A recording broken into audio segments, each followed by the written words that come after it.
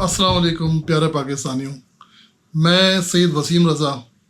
सवाल तो ये है कि एक और एपिसोड लेकर आपकी खिदमत में हाजिर हूँ।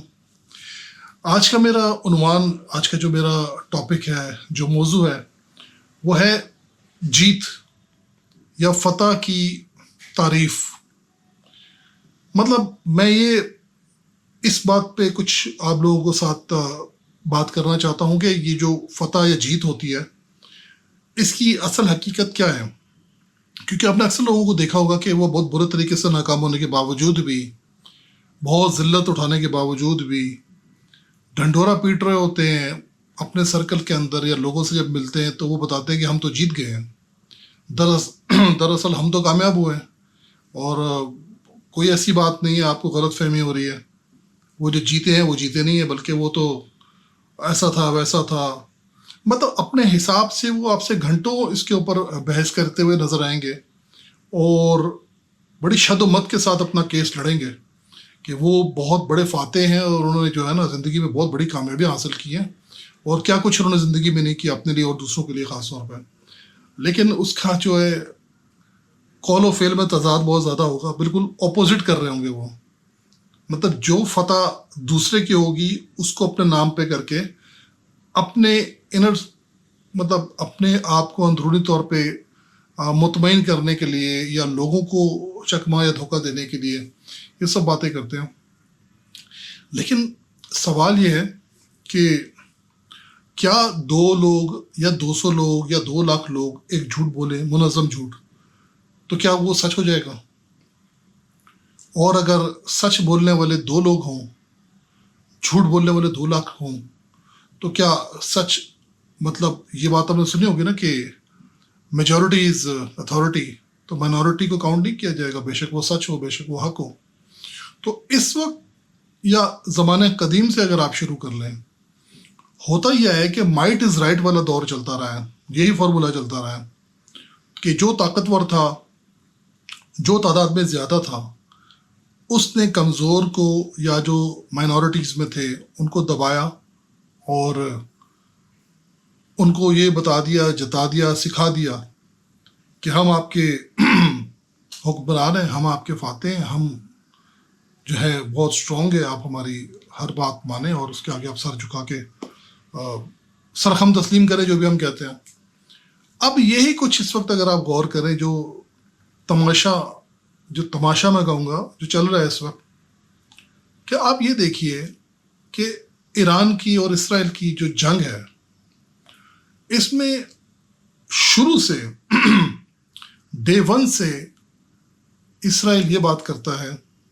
कि वो जीत रहा है, उसने ये भी कर दिया, उसको लॉन्चर्स भी नाकारा कर दिए, उनकी सारी फोर्स तबाह कर दी, उनके सारे एलीट ख़त्म कर दिए, उनके सारे जनरल्स मार दिए, और हम तो जीत चुके हैं, हम तो जीत रहे हैं और कुछ नहीं हो सकता इनका। और जबकि हकीकत इसके बिल्कुल बरअक्स है कि जो छोटा सा मुल्क था, और एक तरफ कितने सारे ममालिक हैं इसराइल के साथ, उनका दावा ये था कि 24-48 घंटे में हम इसको ख़त्म कर देंगे और सब कुछ जो है हम जैसा चाहते हैं वैसे ही होगा। अंजाम क्या हुआ? हकीकत क्या है कि इस वक्त इसराइल पूरा एक तबाहशुदा खंडरात की शक्ल इख्तियार करता जा रहा है, और पूरी दुनिया कह रही है कि अगर ये जंग ना रुकी जल्दी तो इसराइल का वजूद ही खतरे में पड़ जाएगा। हो सकता है कि उसको नाकाबिल तलाफी नुकसान हो जाए। लेकिन आप देखें कि उन लोगों की डिठाई आप चेक करें, वो हर फोरम पे आपको यही कहते मिलेंगे कि हम तो जीत रहे हैं, हम तो कामयाब हैं, और हम तो इंसाफ कर रहे हैं, हम तो इनको बचा रहे हैं, ईरानियों को इनकी जालिम जो रजीम है उससे निजात दिलाएंगे। तो हकीकत ये है कि इन्होंने तो गज़ा में भी निजात दिलाई, कितने लोगों को मार दिया, ज़िंदगी से निजात दिला दी। उसका भी क्रेडिट खुद ले रहे हैं कि हम वहाँ पे भी जीते हैं, हालांकि वहाँ पे भी आज तक ये नाकाम है, नामुराद हैं, बुरा हाल है इनकी आर्मी का, इनके लोगों का। अब मुकाफ़ात अमल ये हो गया है, जो कुछ ये गज़ा में करते रहे हैं उस जैसा नहीं, बल्कि उससे भी बदतर इस वक्त इसराइल में हो रहा है। ان لوگوں نے غزہ کے لوگوں پر کھانا پینا بند کر دیا تھا، ان کو قید میں کر دیا تھا کہ اسی کے اندر آپ رہو، نہ کھانا ملے گا نہ پانی ملے گا۔ مکافات عمل اس وقت یہ چل رہا ہے کہ اسرائیل پورا انڈر گراؤنڈ بنکر کے اندر قید میں زندگی گزار رہا ہوں، اور اسرائیلی حکومت ان کو الاؤ نہیں کر رہی کہ وہ ملک چھوڑ کے باہر جائیں، کیونکہ ان کو پتہ ہے کہ یہ باہر جائیں گے تو سچی تصویر سامنے آ جائے گی، تو سچ بول دیں گے کہ ہم تو بہت برے حالت میں وہاں پہ تھے اور کبھی واپس نہیں جائیں گے اسرائیل۔ تو جو انہوں نے کیا، آج ان کی عوام پر وہی سب کچھ دہرایا جا رہا ہے۔ یہ اب ان کی فتح کہہ لیں اس کو، آپ اس کو اسرائیل کی جیت کہہ لیں کہ آپ کھنڈر بن رہے ہیں، آپ تباہ ہو رہے ہیں، آپ ہر طرف سے آپ کو ہزیمت، ذلت اور رسوائی کا سامنا ہے، آپ کھنڈروں کے اندر زمین تلے زیر زمین آپ بیٹھے ہوئے ہیں جہاں پہ دم گھٹ کے لوگ مر رہے ہیں، باہر آتے تو میزائل گر رہے ہیں، اندر رہیں تو اندر سانس نہیں آ رہا۔ کیونکہ آپ خود سوچیں کہ جب لاکھوں لوگ زیر زمین ایک جگہ بیٹھ جائیں گے جہاں پہ کبھی لائٹ نہیں ہے، کبھی ایئر کنڈیشننگ نہیں ہے، ایئر وینٹیلیشن کا سلسلہ اتنا پراپر نہیں ہے، جب اتنے سارے لوگ وہاں پہ رہیں گے تو آپ سمجھ سکتے ہیں کیا حال ہوگا۔ تو لیکن ابھی بھی آپ دیکھیں کہ یہ کہتے ہیں ہم جیت گئے ہیں، ان سے مراد میری اور بہت سے لوگ ہیں۔ تاریخ آپ اٹھا کے دیکھ لیں، جب سے ظالم لوگوں کی تاریخ آپ اٹھا کے دیکھ لیں، جتنے بھی ظالم گزرے ہیں، وہ جب تک تباہ نہیں ہو گئے نا، انہوں نے مانا نہیں کہ ہم کبھی تباہ ہو سکتے ہیں یا ہم کبھی ہار سکتے ہیں۔ وہ اسی غرور میں، اسی نشے میں، اسی غلط فہمی میں، اسی غلط عادت کے تحت فنا ہو گئے، اور اس وقت یہی کچھ پوری دنیا اسرائیل میں مشاہدہ کر رہی ہے۔ تو میرا موضوع، میں اپنے موضوع کی طرف آتا ہوں۔ میرا موضوع یہ تھا کہ کیا ڈینائل میں رہنا انسان کے لیے تباہ کن نہیں؟ کیا انسان کو اپنی ہار مان لینے میں اس کی بقا نہیں، اس کا فائدہ نہیں؟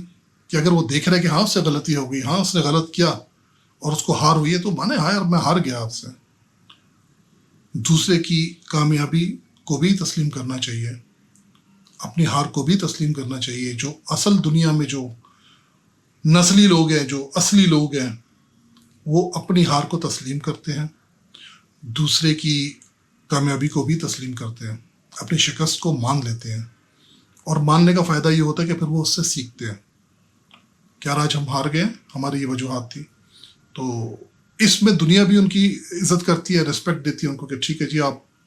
آنےسٹ آدمی، آپ نے فیئر بات کی ہے، آپ کے پاس انصاف نامی کوئی چیز ہے۔ تو میرا بس یہ تھا آج کا شارٹ ویڈیو بنانے کا، کہ ہم میں سے اکثر میں نے نوٹ کیا ہے کہ ہم اپنی ہار کو ایک بیماری سمجھتے ہیں، ایک بہت بڑی گالی سمجھتے ہیں کہ یار ہارنا تو چاہیے نہیں، ہم ہاریں گے نہیں، ہار مانیں گے نہیں اگر ہار بھی جائیں گے تو۔ اور اگر سب نے مل کے پروف کر دیا تو ہم کسی کا نام لے کر اس پہ ساری ذمہ داری ڈال کے کہ یہ گناہ گار تھا، یہ ہارا ہے، اس کی وجہ سے ہم ہارے، سب ہمارے اس کی وجہ سے ہارے، میں پھر بھی صحیح تھا، میں ہارا ہوں لیکن ان کی وجہ سے ہارا ہوں، ویسے میں جیتا ہوا ہوں۔ تو میرا خیال سے انسانوں کو، جو میں نے تھوڑا بہت جو میں نے پڑھی ہے ہسٹری بڑے لوگوں کی، انہوں نے اپنی ہار مانی، اپنی ہار سے سیکھا، اور ہارنے کو غلط نہیں سمجھا، ناکامی کو کبھی بھی انہوں نے ایک مطلب ذلت نہیں سمجھا، کیونکہ ناکامی، میں یہ سمجھتا ہوں کہ ناکامی کامیابی کی ماں ہے۔ ہمیشہ کامیابی سے پہلے ناکامی آتی ہے۔ اگر آپ غور کریں، جب آپ چھوٹے تھے تو بولنے سے پہلے آپ نے کتنے ٹوٹے پھوٹے الفاظ بولے ہوں گے، آپ ناکام ہوئے ہوں گے، پھر آہستہ آہستہ آپ کو اس ناکامی نے صحیح بولنا سکھا دیا۔ ہم سب نے چلنے سے پہلے نہ جانے کتنی مرتبہ ہم گرے ہوں گے، ناکامی ہمیں پہلے ناکامی کو فیس کرنا پڑا، ہم ناکام ہوتے رہے، لیکن ہم ناکامی کو برا نہیں مانتے رہے، اس کو خاطر میں نہیں لاتے رہے، ہم سیکھتے رہے، ہم اس مرتبہ اس وجہ سے گرے ہیں، اس مرتبہ یہ وجہ تھی، اور ایسا ہم نے چلنا پر دوڑنا سیکھ لیا۔ تو پہلے ناکامی آئے گی، اس کو آپ گلے لگائیں، اس کی رسپیکٹ کریں، کیونکہ وہی آپ کو کامیابی دے کے جائے گی۔ اور اصل جو فاتح ہوتے ہیں وہ اپنی ناکامیوں کی عزت کرتے ہیں۔ تو آج دنیا میں آپ دیکھ لیجئے، جو پوری دنیا میں جو ناانصافی ہے، یہ صرف اپنی ضد کی وجہ سے کہ میں نہ مانوں ہار، یہی راگ سب الاپرے ہیں، اور جس کی وجہ سے ظلم کی جو شرح ہے وہ بڑھتی چلی جا رہی ہے اور انصاف جو ہے وہ گھٹتا چلا جا رہا۔